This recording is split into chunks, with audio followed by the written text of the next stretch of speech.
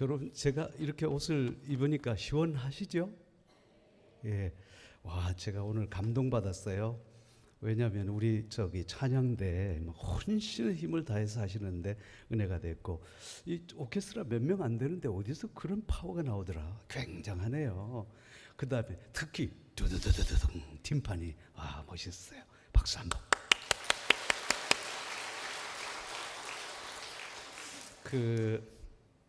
상당히 오래된 일이에요.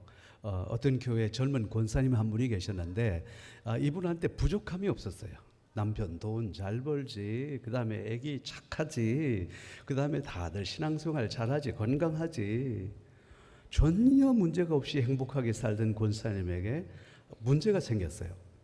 하나밖에 없는 아들인데 얘가 중학교 들어가더니만 나쁜 애들을 사귄 거예요. 나쁜 애들이 강제로 담배를 그 다음에 피게 만들어서, 그리고 난 다음에 애를 협박해서 계속적으로 그 다음에 애를 끌고 다니면서 나쁜 일들을 하게 하는데, 그 다음에 심지어는 나중에 가출하고, 나중에는 뭐예요? 여기 본드를 또 들이키기도 하고, 그러면서 애가 방황하기 시작하는데, 그때부터 완전히 그 애가 정말 나쁜 길로 들어서서, 그때부터 권사님은 눈물로 세월을 보내는 거예요. 아무리 하나님 앞에 나와서 기도해도 안 되고, 애를 설득해도 안 되고, 그래서 그때부터는 권사님이 늘 교회 와서 새벽기도 와서 우는 게 습관이 됐어요. 고등학교 2학년이 됐습니다. 1년이 있으면 이제 대학 갈 준비를 해야 되는데 여전히 30명 가운데 28등을 하고 있어요. 마음속에 우리 아들이 대학은 가야 될 게 아니냐 싶어서 하나님 앞에 울부짖는 거예요. 그러면서 이제 새벽기도 와서 기도하기를, 하나님 다음 달에 27등 하게 해주시고, 그 다음 달에 26등 하게 해주시다가, 그 다음 달에 25등 하게 해주셨다가, 그 다음 달에 24등 하게 해주시고, 그 다음 달에 22등 하게 해주셨다가, 그 다음 달에 21등을 하게 해주셔서, 그 다음 달에 20등 하게 해주시옵소서. 막 눈물로 기도하는 거예요. 간절히 새벽 기도 시간에 간절히 기도하는 것을 담임 목사님이 듣는다 안 듣는다? 듣죠. 그래서 권사님을 불러서 목사님이 얘기하는 거예요. 권사님, 그렇게 기도하면 안 돼. 하나님 되게 바빠. 왜냐하면 언제 27등, 26등, 24등, 25등 하냐고. 권사님이 그럼 어떻게 기도해요? 그러니까 네, 시키는 대로 하겠어? 그러니까 하겠대요. 어떻게 해요? 그러니까 이제부터 기도할 때 하나님 뒤로 돌아 한 번만 하게 해주시오. 뒤로 돌아 한 번만 해달라는 거예요. 그러면 목사님이 시키는 대로 권사님이 기도한다 안 한다? 한다. 시원하시네. 그래 이제 기도 패턴을 바꾼 거예요. 그 다음 날부터 하나님 우리 아들 불쌍히 여겨주셔서 우리 아들 뒤로 돌아 한번 하게 해주시고, 그 다음 달에 나와서 또 그 다음 날에 와서 뒤로 돌아 하는데, 세 번째 날부터는 웃음이 나오는 거예요. 기도할 때마다 하나님 뒤로 돌아, 하나님 뒤로 돌아. 그런데요, 하나님이 진짜 권사님 웃게 만드셨다니까요. 무슨 일이 일어났냐? 여름 수련회를 갔는데 세상에, 그 다음에 거기에서 강사로 오신 목사님이 진짜 청소년 사랑하시는 분이라, 그리고 난 다음에 그 학생들에게 너는 어디부터 왔냐? 너는 무엇하러 왔냐? 네가 어떻게 살아야 되냐? 막 말씀을 하셨는데 여기서 큰 은혜를 받은 거예요, 애가. 그리고 마지막 날에 기도하는데 성령이 임해서 애가 불덩어리가 돼서 돌아왔어요. 그때부터 공부하라 소리를 안 하는데도 얘가 죽으라고 공부하기 시작하는 거예요. 엄마가 너무 놀라서 너 왜 이러냐? 왜 이렇게 배우랬냐? 그러니까 엄마, 내 인생은 하나뿐이야. 내 인생은 너무도 존귀한 거야. 내가 세상에 이게 허비할 시간이 없어. 내 하나님을 위해서 큰 나무가 돼야 되겠어. 그때부터 무섭게 공부하더니만요, 1년 딱 지나고 난 다음에 그 다음에 자기 반에서 3등을 하더래요. 여러분, 뒤로 돌아야 역사가 일어났습니까? 안 일어났습니까? 일어났단 말이에요. 근데 그 권사님이 나한테 뭐라고 그러냐면, 목사님, 나 이제 죽어도 여한이 없습니다. 우리 아들의 신앙이 회복돼서 우리 아들이 하나님 앞에서 이렇게 변화된 신앙을 갖고 있는데 나 이제 죽어도 여한이 없대요. 여러분, 이게 누구의 마음인 줄 알아요? 이게 하나님의 마음이에요. 우리의 하나님의 마음이 권사님의 마음과 똑같아요.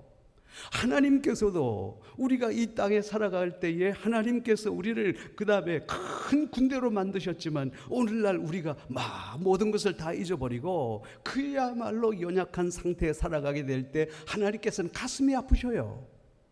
그리고 난 다음에 그 신앙을 극복해서 벌떡벌떡 마치 생선 가게에 막 잡아온 생선처럼 벌떡벌떡 뛰는 그런 신앙의 역사로 변화하기를 하나님께서 간절히 바라시는 줄로 믿습니다. 오늘 여러분 이 말씀은요, 아마 평생에 10번 이상, 아니 20번 이상, 어떤 사람 100번 이상도 여러분 이 본문의 말씀을 들은 사람들이 있을 거예요. 그런데도 불구하고 오늘 말씀은 우리에게 또 주는 교훈이, 귀한 교훈이 있다 이 말이에요. 내가 굳이 설명할 필요가 없어요. 베드로와 요한이 전례대로 그 다음에 이 굿이 오후 3시에 기도하러 갔는데 거기서 그 다음에 이 태어날 때부터 걷지 못하는 사람이 구걸하는 것을 보았단 말이에요. 그래서 그 다음에 베드로와 요한이 하나님의 능력으로 그를 고쳐주었더니 이 사람이 완전히 회복되는 그런 놀라운 역사가 일어났다. 이게 본문의 내용이에요. 그런데 오늘 이 말씀에 보면 여러분 보세요.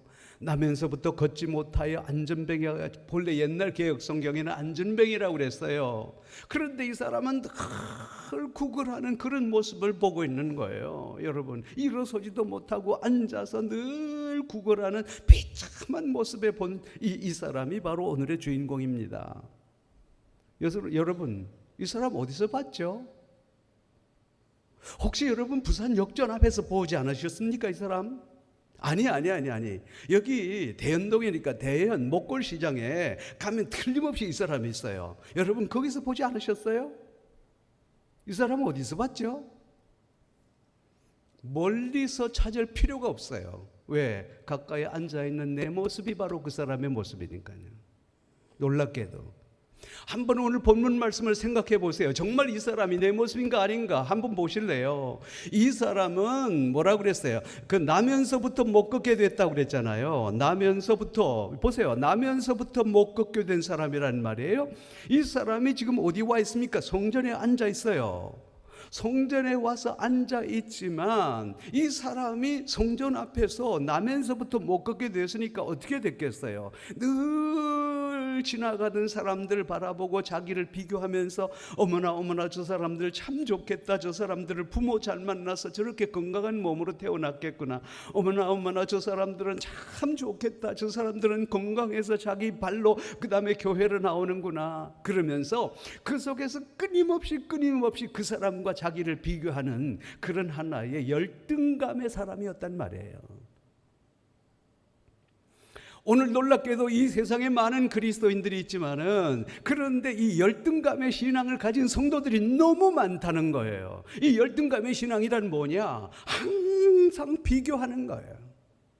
내 몸은 성전에 와서 앉아있지만, 내 몸은 비록 예배당에 와서 앉아있지만, 그러나 내 가슴 속에는 항상 열등감을 가지고서 늘 행복하지 못하고 살아가는 성도들이 한두 사람이 아니라는 거예요. 여러분 보세요.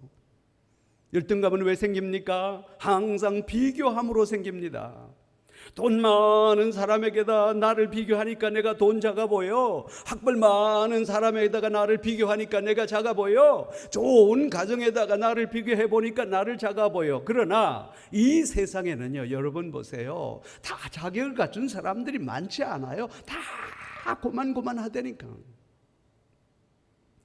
아까 우리 장로님 기도한다고 딱 서 있는데, 그 다음에 이 찬송한다고 서 있는데 내가 얼마나 여러분 쫄인지 압니까? 장로님 나보다 키가 커서 지난번에도 내가 키 얘기를 했잖아요. 꼭 비교하니까 생긴다니까. 그런데도 우리 집사람은 날 이쁘대요. 아담하대요. 여러분 보세요.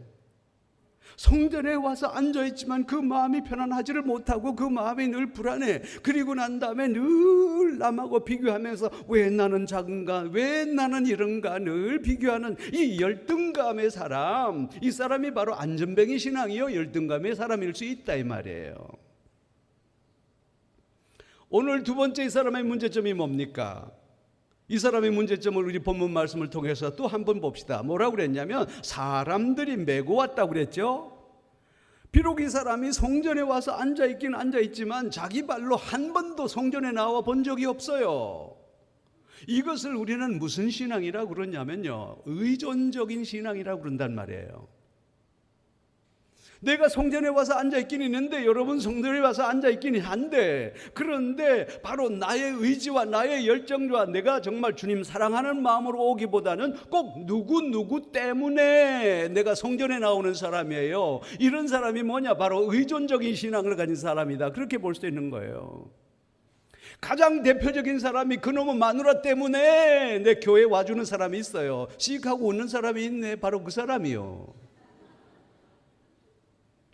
나의 의지와 나의 열정과 주님을 사랑하는 마음으로 오지 아니하고 꼭 누구 때문에 와주는 거예요. 남편 때문에, 아내 때문에, 엄마 때문에, 잔소리 때문에, 목사님 때문에, 그 다음에 구역 권찰 때문에. 서울에 말이죠, 요즘에 이상한 현상이 있다고 그래요. 부산 말고 서울에 목사님께서 외국에 나가실 때 그 다음에요, 절대로 외국에 나간다 소리를 안 하고 간대요. 왜냐하면 목사님 외국에 나가신다 그러면 그 다음 주일날 3분의 1이 떨어진대. 왜 그럴까요? 목사님 눈치 보느라. 내가 목사님 때문에 교회에 나와주는 거예요. 우리 속에 의존적인 신앙이 상당히 많다는 거죠. 여러분 보세요. 자, 그런데 이 사람의 문제점이 또 있습니다. 오늘 상당히 문제가 많아요, 이 사람이. 어떤 문제냐? 한번 보실래요? 구걸하기 위해서 그가 성전 문 앞에 나왔다는 거죠. 내가 오늘날 참으로 교회 나오는 목적이 뭐냐 이거예요. 내가 정말로 하나님을 만나고 예배하기 위해서 나오기보다는 하나님하고 딜하는 거예요. 하나님한테 구걸하는 거예요. 하나님, 나 교회 열심히 나와줄 테니까 우리 남편 잘 되게 하시고, 하나님 내 교회 열심히 잘 나와드릴 테니까 우리 자녀들 잘 되게 하시고, 하나님 내가 교회 열심히 나와드릴 테니까 우리를 건강하게 하시고, 하나님 내 교회 열심히 나와드릴 테니까 하나님께서 우리의 삶을 책임져 주시고, 온통 구걸이에요. 놀랍게도 어떤 유명한 일본 목사님이 하도 한국교회 새벽기도를 잘한다고 해서 그 다음에 서울에 왔어요. 보니까 몇만 명이 새벽에 와서 기도하는 거예요. 내가 굳이 그 교회가 명성교회라고 이름은 안 밝히겠어요. 근데 새벽에 사람들이 기도하는데요, 기도하는 그 다음에 다 막 몇천 명이 몇만 명이 기도하는데 똑같은 목소리로 기도를 하더래요. 그래, 그게 뭔가 하니까 이쪽에서도 주시옵소서, 저기에도 주시옵소서, 저기에서 주시옵소서, 저기에도 주시옵소서. 난리가 난 거예요. 다 못 알아듣겠는데 딱 한마디 알아듣겠어. 주시옵소서. 일본 목사님, 통역하는 목사님에게 도대체 한국 사람들이 똑같이 기도하는데 주시옵소서 저게 뭐예요? 그러니까 이 통역하는 목사님이 너무 창피해서 얘기를 못 하겠더라는 거예요. 하도 간곡하게 부탁하기를 영어로 give us, give us, give us, give us. 일본 목사님이 바로 그 자리에서 그런 얘기를 하더랍니다. 나는 참 한국 성도들을 이해하기가 힘듭니다. 6.25 전쟁이 끝나서 그야말로 이 세상에서 밑바닥을 헤매던 이 대한민국이 불과 몇십 년 만에 OECD 가운데 10위의 경제권을 달리한 인도 올라온 나라가 뭐가 모자라서 그렇게 달라고 그러냐는 거예요. 이 세상의 역사 가운데서 한국교회처럼 짧은 기간 동안에 선교 100년 동안에 그야말로 세계교회의 중심이 된 것은 세상에 없는데 이 한국교회가 뭐가 모자라서 그렇게 달라는 거예요. 놀랍게도 여러분, 이 성전 미문에 앉아있던 사람이 바로 안진명이 그 사람이 아니에요. 여러분 보세요. 어쩌면 내 모습일 수가 있다고 말이에요. 이 사람의 문제점이 또 있죠. 뭔가요? 미문이라고 하는 성전 문에 들어가는 미문이라고 하는 성전 문 앞에 와서 앉아있지만 한 번도 성전 안에 들어가서 신령한 예배를 드린 적이 없는 사람이에요. 놀랍게도요. 이건 무슨 신앙이라고 그래요? 성전을 맴도는 신앙이라 그래요. 여러분, 오늘 이 사람은 매일 성전에 와서 앉아 있어요. 분명히 주일마다 성전에 와서 앉아 있어요. 내 몸은 성전 안에 있지만 그러나 하나님의 그 미문을, 아름다운 문을 통과해서 그 안에 들어가서 신령하고 하나님의 영광을 경험하는 그런 예배를 드린 적이 없다고 말이에요. 습관적으로 와서 앉았지. 여러분 여기서 미문이라는 게 뭔지 아셔요? 고대 이스라엘 그 성전에는요 문이 8개가 있었어요. 근데 다 얘기할 건 없고 북쪽에를 다마스커스 게이트라고 그래요. 거기를 통과하면 다메섹, 다마스커스가 나오는 거예요. 왼쪽에 서쪽 문을 조파 게이트라고 그래요. 이걸 뭐냐면 우리가 요빠가 나온단 말이에요. 그 문을 통과하면.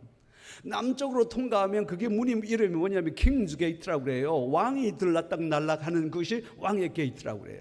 오른쪽에 문이 하나 있는데 이 오른쪽 문을 뭐냐면 템플 게이트라고 그래요. 성전문이라고 그러는데 이 성전문이 하도 아름다운 금으로 만들어져서 골든 게이트라고 그랬고요. 그 성전문이 너무 아름다워서 뷰티풀 게이트, 미문이라 그렇게 했단 말이에요. 다 같이 따라합시다. 아하, 그렇구나. 몰랐지롱. 여러분 여기에서 미문이라고 말할 때는 beautiful gate, golden gate, temple gate 이 문이 얼마나 아름다웠으면 미문이라고 그랬을까. 그런데 문제가 있어요. 이게 뭐냐면 한 번도 그 아름다운 문을 통과해서 거룩한 성전에 들어가서 거기서 뛰면서 걸으면서 찬양해 보지 않은 사람이라는 거죠. 이게 바로 내 모습이에요. 매일 성전에 와서 앉아있지만, 매일 예배 드린다고 앉아있지만 다른 사람들은 박수하고 기뻐 눈물을 흘리면서 예배하는데도 그 속은 늘 냉랭한 상태. 이 사람이 바로 뭐예요? 성전 맴도는 신앙이라고 말이에요. 그런데 여기서 끝나지 않는다니까. 문제가 또 있다니까요. 어떤 문제가 또 있습니까? 한번 봅시다. 다 같이 시작. 성전에 들어가려 함을 보고 구걸하거늘. 보세요. 그러면서 어떻게 돼? 자기도 모르게 습관적으로 손이 쑥 하고 나왔단 말이에요. 그렇잖아요? 이걸 뭐라고 그래? 습관적인 신앙이라는 겁니다. 습관적인 신앙. 우리의 신앙생활 가운데 가장 무서운 것이 뭔지 압니까? 습관적인 신앙생활이에요. 오늘날 주일 예배니까, 주일 날이니까 교회 나오는 거예요. 여러분, 오후 예배니까 나오는 거예요. 수요 예배니까 나오고, 새벽 예배니까 나오고, 목사니까 나오고, 장로니까 나오고, 권사니까 나오고, 집사니까 나오고. 내 마음에 아무런 감흥이 없어요. 하나님 앞에 나오는 데 있어서. 모든 것이 습관이에요. 습관. 여러분, 우리의 신앙생활 가운데 가장 경계해야 될 게 뭔 줄 아셔요? 습관적인 신앙이라니까요. 우리의 신앙이 만약에 습관적인 신앙이라고 하면 하나님께서 절대로 기뻐하지 않으셔요. 이 습관이 얼마나 무서운지 아십니까? 진짜 무서운 게 습관이에요. 어느 교회 집사님 2분이 계셨어요. 그런데 여자 집사님이 좀 유별나, 잔소리가 특히 많아. 그런데 남편한테 툭 하면 잔소리를 하는 거예요. 그런데도 남자가 제일 싫어하는 잔소리면 손을 이렇게 해가지고 당신이 말만 하면 당신이 뭘 알아? 이러는 거예요. 여러분 기분 좋겠어? 남편은 꾹꾹꾹꾹 참았어. 그런데 어느 날 아침에 밥을 먹는데 그 여자 집사님이 또 잔소리를 하는 거야. 그러니까 남편이 너무 화가 나서 그날은 못 참았어요. 밥숟가락 딱 놓고 나갔지. 10시쯤 됐는데 세상에 경찰서에서 전화가 왔어요. 당신 남편이 지금 교통사고 당해서 어느 병원에 입원해 있다고, 빨리 가보시라고. 그때서야 이 여자 집사님이 정신을 번쩍 차려서 택시를 타고 병원에 가서 응급실에 갔는데 응급실에 사람이 없는 거예요. 누구누구시 어디 있냐고 그러니까 간호사가 데리고 가는데 보니까 영안실로 데려가는 거예요. 이미 세상을 떠났어요. 그제서야 그 집사님이 대성통곡을 합니다. 여보 미안해, 여보 미안해. 당신이 이렇게 세상 일찍 떠날 줄 알았으면 나 있을 때 잘하는 건데 하고 막 우는 거예요. 우리 옆 사람에게 인사해 봅시다. 네 있을 때 잘해.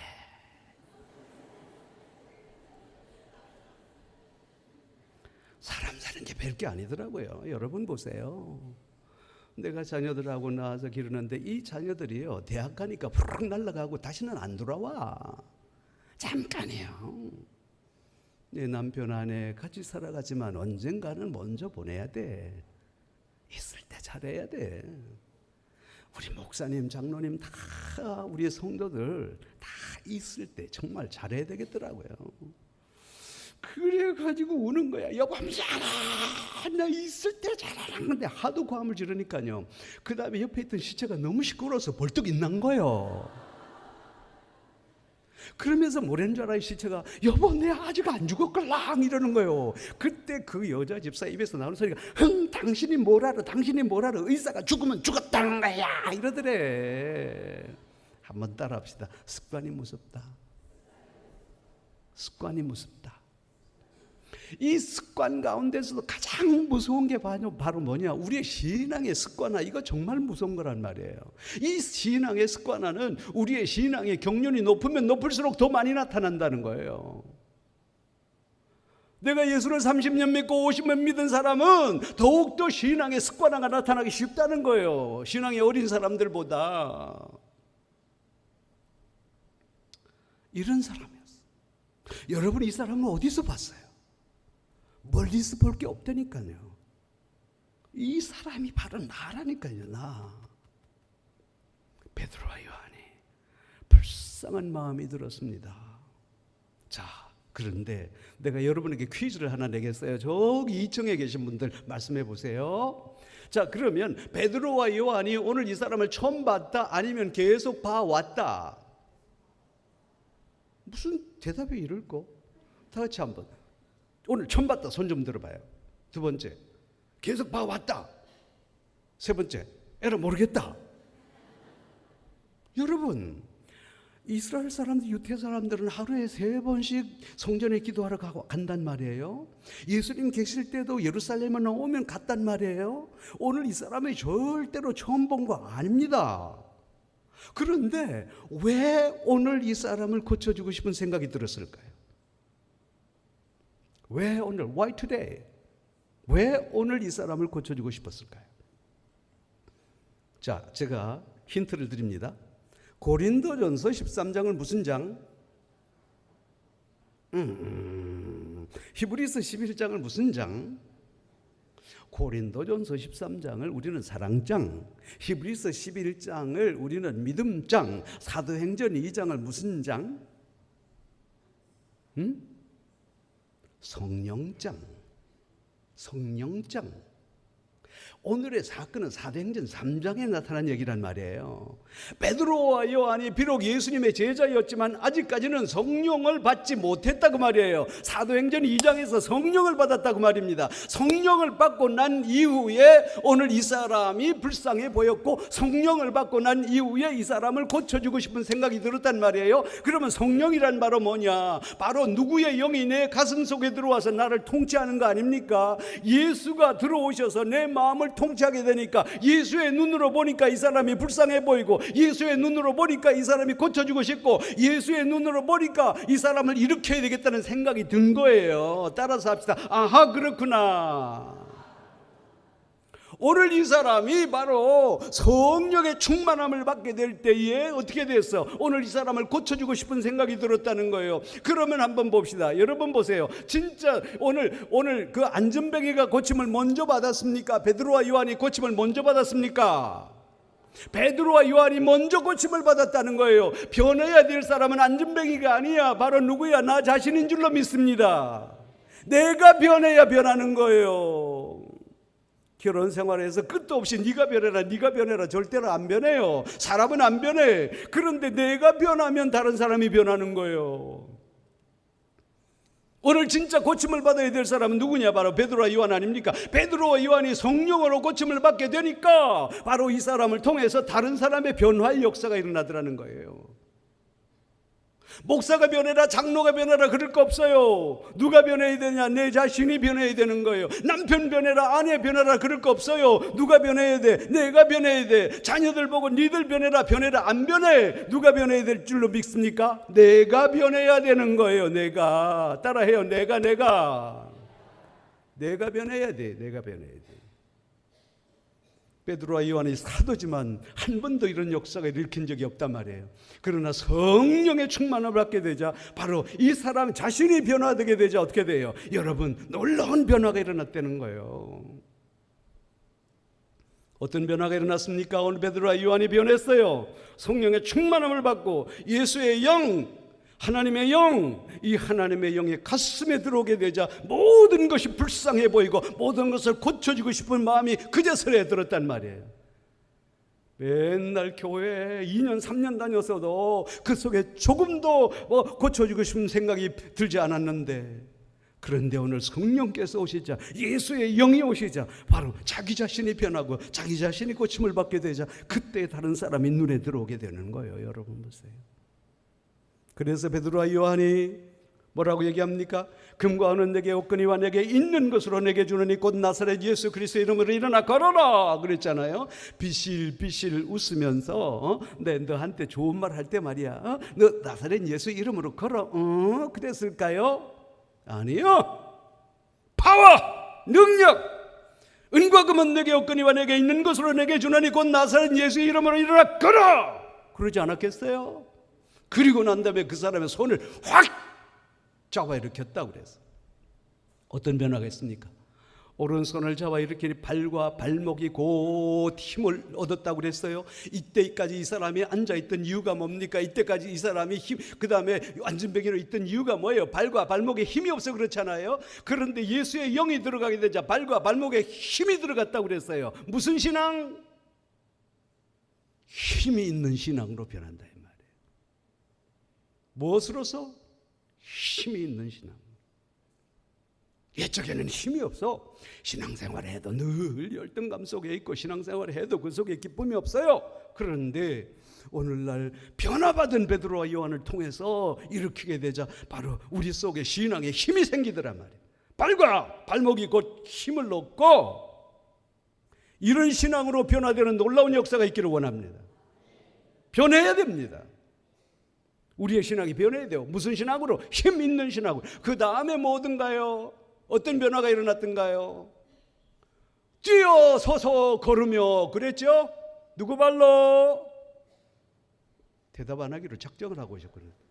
누구 발로? 누구 발로?